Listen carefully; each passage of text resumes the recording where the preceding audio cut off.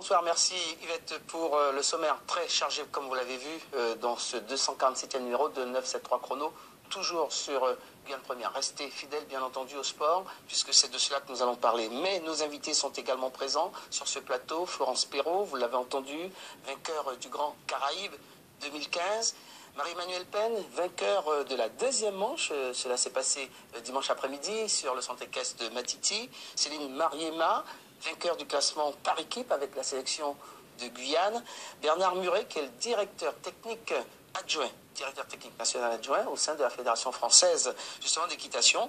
Et puis nous parlons de tennis de table avec Miguel Vicens, qui est le vice-président adjoint au développement, responsable de sa carrière, le Grand Caraïbe, une épreuve de saut d'obstacle qui s'est déroulée pendant 2 jours au centre équestre de Matiti à Macoria, dans le cadre du Salon de l'Agriculture. Et en présence de nombreux invités venant de Saint-Martin, Martinique, Guadeloupe et du Suriname. Voici le reportage sur des images de Nicolas Pouillot. C'est une première, ce concours de saut d'obstacle au centre équestre de Matiti. Le Grand Caraïbe a réuni les meilleurs cavaliers de la Caraïbe, des Antilles et du Suriname. Et comme le veut la tradition, une reconnaissance du parcours est nécessaire pour effectuer un bon résultat. Théo Marseillès, qui monte UNA, démarre mal son concours samedi. En renversant d'entrée une barre, la suite sera meilleure pour lui. Également pour la Guyane, Céline Mariema sur Nougat del Duca, qui va réaliser une bonne performance sur les 2 jours de compétition, puisqu'elle prend la seconde place. Alban Seltan, concours en individuel, il monte Hugoli de Césarée. Il effectue un bon parcours sur ce circuit lors de la première journée. Florence Perrault a préparé ce Grand Caraïbe depuis plusieurs mois. Associée à Madison, elle prend la tête du concours à l'issue de la première journée devant Alban Selton et Céline Léré. Céline Mariema est 4e. Ça se fait du bien ce cavalier, il s'agit de Florence Perrault. Ça fait 9 ans que je travaille ma jument, donc c'est le résultat de tout un entraînement depuis ces 9 dernières années. Mais effectivement, c'est un nouvel endroit, c'est toujours plus compliqué de découvrir. Mais bon, voilà, après, la jument a été très très bien. Le soleil est plus que jamais au rendez-vous de la seconde journée du Grand Caraïbe. Et le public de plus en plus nombreux. Les officiels sont attentifs et prêts à diriger cette seconde manche décisive. Nathalie Pernal de la Martinique ouvre le bal. Le circuit est composé de 12 obstacles, d'un double et d'un triple. Pas facile, diront certains.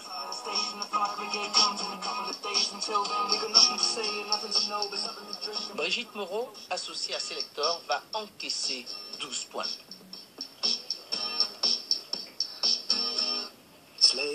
Guillaume Margot de la Guadeloupe encaisse également 12 points sur ce parcours très sélectif. Alban Selton, qui va réaliser un sans faute lors du premier tour, fait une faute dans le barrage. Il prend la seconde place. C'est le barrage, donc il faut aller vite. Puis j'essaye de partir de loin, c'est un peu trop loin, donc le cheval retape une petite foulée. C'est une erreur technique de ma part, je la paye. Et puis voilà, mais très satisfait du cheval. Dès lors, Marie-Emmanuelle, qui a réalisé un sans faute, va récidiver au barrage. C'est la totale associée à UNA. Elle remporte la seconde manche. Respire.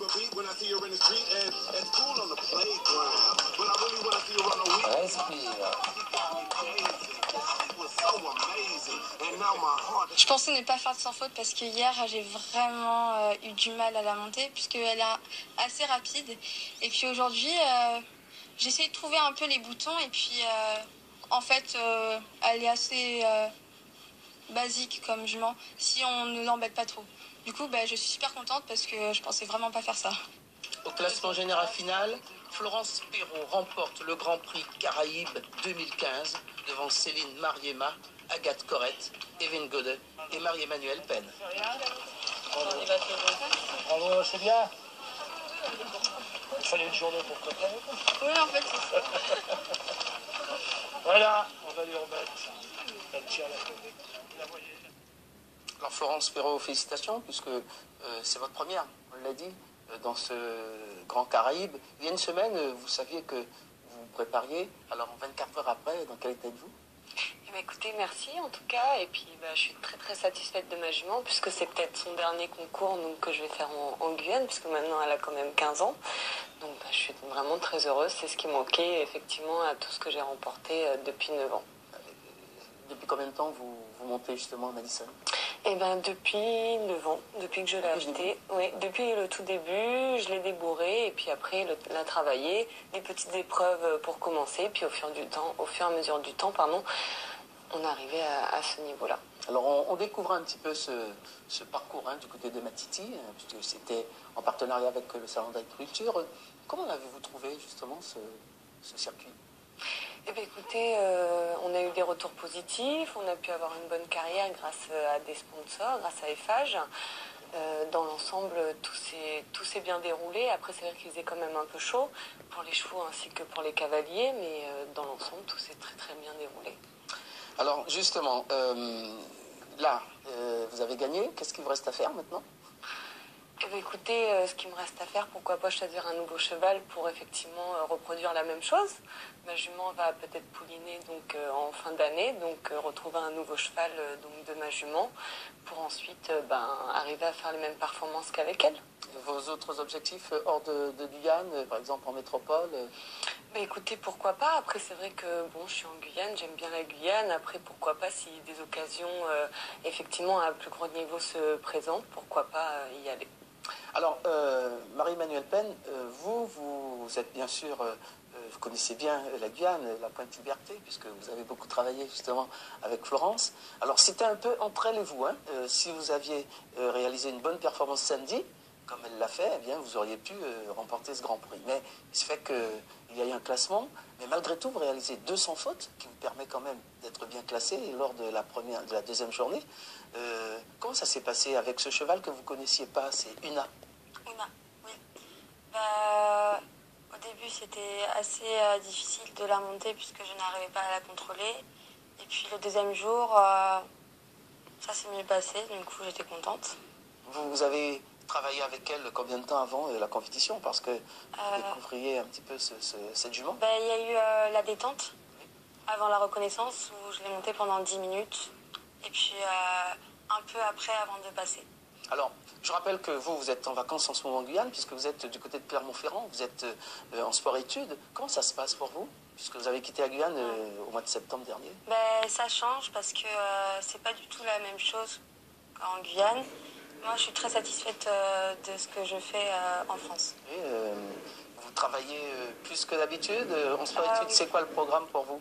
Je monte tous les jours. Tous les jours? Tous les jours. Et puis je fais des compétitions, je travaille mon nouveau cheval et tout se passe bien. Et quels sont vos objectifs justement? Puisque peut-être qu'il y en a qui ont envie de faire comme vous, car il y a de bons cavaliers justement en Guyane. Peut-être devenir une cavalière professionnelle. Oui, c'est ce que vous visez. Oui. On parlera un petit peu avec vous, Bernard, tout à l'heure, pour voir un petit peu le profil, puisque vous êtes le directeur national adjoint avec l'équipe de France au sein de la fédération. Vous nous direz peut-être ce qu'il adviendrait pour justement Marie-Emmanuelle. Alors, Céline Mariema, vous, ça fait longtemps que vous faites du cheval, vous êtes parti en métropole, vous êtes revenu, et vous êtes toujours à la pointe de l'actualité, toujours dans les premiers. Là, avec l'équipe de Guyane, vous remportez justement ce Grand Prix. Comment ça s'est passé? C'était compliqué, difficile de se réadapter au cheval et de reprendre ses réflexes. Parce que 2 ans d'inactivité, c'est long, c'est très long. Mais comme on dit, l'équitation, ça ne s'oublie pas, c'est comme le vélo. Alors, on y est arrivé. Alors, je rappelle que vous étiez associé dans cette équipe de Guyane à Yannis Sauvray, Fabien Sommier, Yann Vidal. Et vous remportez la première place en ce qui concerne le classement par équipe, bravo. Le cheval, justement, c'est pas l'affaire de tout le monde. Votre cheval, celle de... Attendez, Nougat del Duca, ça fait combien de temps que vous montez ce cheval? Ça fait 10 ans. Depuis que je l'ai acheté, ça fait 10 ans, cette année. Et donc, tout est parfait, vous vous comprenez sans problème. Et lorsque ça ne va pas, comment vous vous parlez? Mais il y a des fois où on ne se comprend pas vraiment, mais on essaye, c'est ça aussi l'équitation, c'est un sport à deux, Oui. Et donc c'est une complicité qui se développe entre le cavalier et son cheval, et voilà, il faut travailler ça. Et c'est ce que vous faites, vous avez arrêté, vous l'avez dit, 2 ans. Le contact, justement, après, avec votre cheval est revenu tout Oui, naturellement. tout naturellement, comme si on ne s'était jamais quitté. Et donc, ça fait très plaisir. L'avenir pour vous dans le sport équestre, comment vous le voyez? Pour l'instant, je continuerai les compétitions. Et mon cheval a 15 ans, alors on verra ce qu'il adviendra. Alors Bernard Muret, vous êtes, je disais, directeur technique national adjoint. Quelle est votre vision sur ce que vous avez vu ce week-end? Elle est excellente. Je connais un peu la Guyane pour y avoir travaillé il y a quelques années. Oui, vous étiez au centre, au CHK à Kourou. Au CHK à Kourou, tout à fait, en tant qu'enseignant, sur un séjour qui a quand même duré près de 6 ans. Et j'avais suivi la Guyane après avoir passé le professorat de sport et en tant que cadre technique. Pendant quelques années, on voyait bien l'évolution que la Guyane prenait par rapport à la filière équestre. Et je n'étais pas revenu depuis près de 15 ans et je trouve que les choses ont bien évolué dans le bon sens. On a eu à tous les niveaux, c'est-à-dire aussi bien de la formation des cavaliers, la formation des chevaux, l'élevage des chevaux finalement a progressé et fait comme on a pu le constater ce week-end, qu'on a des chevaux qui sont à la fois adaptés au climat de la Guyane un peu auquel il faut s'adapter quand même. Et ils ont la taille suffisante pour porter les cavaliers sans être pour autant non plus trop grands, trop lourds comme le sont parfois les chevaux de métropole qui du coup peuvent avoir des difficultés d'adaptation. Voilà, donc je trouve que tout cela a très bien évolué et c'est vrai que le concours a pu se dérouler sur ce terrain qui a été préparé pour l'occasion, qui a été d'une excellente qualité et d'une dimension plus importante que celle utilisée habituellement, il nous semble, d'après ce que l'on nous a dit. Et donc, du coup, ça a permis quand même une compétition de très bonne qualité. Un nombre d'obstacles importants, peut-être même plus importants que ce à quoi les cavaliers sont habitués dans leur quotidien, et un terrain qui répondait, qui frappait bien. Voilà, donc le spectacle a été à la hauteur, je pense, de ce que l'on attendait. Voilà, donc c'est le président qui va être content. Je vous disais que vous avez à côté de vous Marie-Emmanuelle Penn, que vous connaissez maintenant, puisqu'elle est en métropole. Elle suit un cursus normal pour tous les sportifs. Il y a à côté de vous Mélissa Alves, qui est aux États-Unis, qui était championne de France de squash. Et elle est arrivée il y a quelques jours pour une autre compétition dont on parlera dans quelques instants. Alors, justement, qu'est-ce que vous voyez pour Marie-Emmanuelle? Elle a dit qu'elle essaye de progresser. Pourquoi pas devenir professionnelle, par exemple? Bien sûr. À cet âge-là, tous les espoirs sont permis.